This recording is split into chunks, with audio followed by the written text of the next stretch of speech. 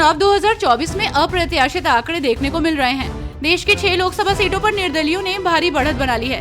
तो वहीं सबसे अधिक चर्चा राजस्थान की बाड़मेर लोकसभा सीट से निर्दलीय रविंद्र सिंह भाटी की रही, लेकिन वे पीछे चल रहे हैं। तो वहीं जेल से चुनाव लड़ रहे अमृतपाल भारी मतों से आगे चल रहे हैं। बिहार लोकसभा चुनाव के रुझान आने लगे हैं। एनडीए बिहार में 33 सीटों पर लीड कर रही है और ऐसे में बड़ी बात तो ये है कि चिराग पासवान जो एनडीए के पार्टनर हैं, उनकी लोक जनशक्ति पार्टी रामविलास ने कमाल कर दिखाया है। 5 सीटों पर चुनाव लड़ने वाली लोजपा 5 सीटों पर लीड कर रही है, जिससे साफ जाहिर है कि चिराग पासवान की स्ट्राइक रेट 100% दिख रहा है।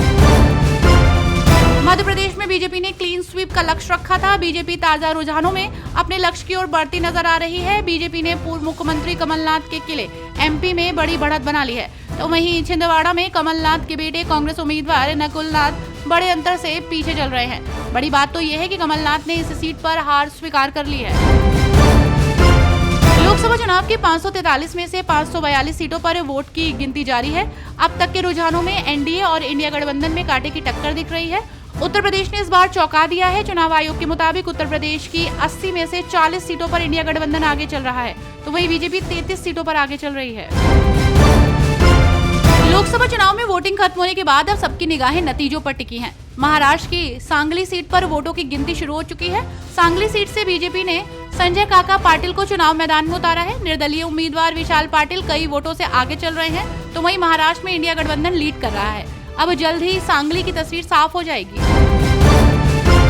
लोकसभा चुनाव की मतगणना के बीच जेडीयू नेता केसी त्यागी ने उन संभावनाओं को सिरे से खारिज कर दिया है जिनमें कहा जा रहा था कि वो चुनावी नतीजों के बाद जेडीयू इंडिया ब्लॉक के साथ जा सकती है। जहां केसी त्यागी ने कहा कि नीतीश कुमार एनडीए में हैं और एनडीए में ही रहेंगे।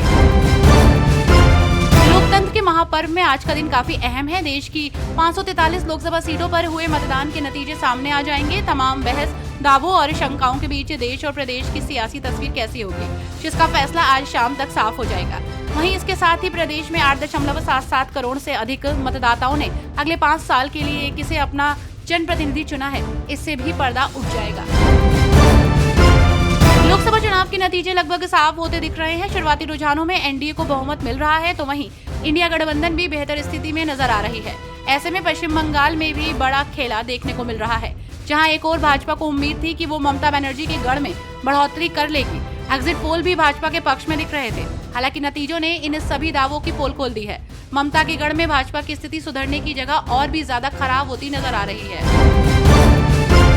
एटा लोकसभा सीट पर तीसरी बार भाजपा की टिकट पर चुनाव लड़ रहे पूर्व मुख्यमंत्री कल्याण सिंह के बेटे राजवीर सिंह उर्फ राजू भैया एटा में 20,000 वोटों से पिछड़ गए हैं। सुबह से सपा प्रत्याशी देवेश शाक्य से आगे पीछे होने का क्रम जारी था, लेकिन दोपहर 12:30 बजे के बाद जैसे ही सपा प्रत्याशी 20,000 वोटों के अंतर से आगे बढ़े, तो भाजपा खेमे में बेचैनी छा गई। उत्तर प्रदेश के बागपत लोकसभा क्षेत्र में इस बार काफी कम वोट पड़े हैं। इस बार का मतदान प्रतिशत सिर्फ 56% रहा। आपको बता दें कि बागपत सीट से मैदान में 7 प्रत्याशी खड़े हैं, जिनमें एनडीए की तरफ से आरएलडी के राजकुमार संगवान और समाजवादी पार्टी के अमरपाल के बीच मुकाबला है।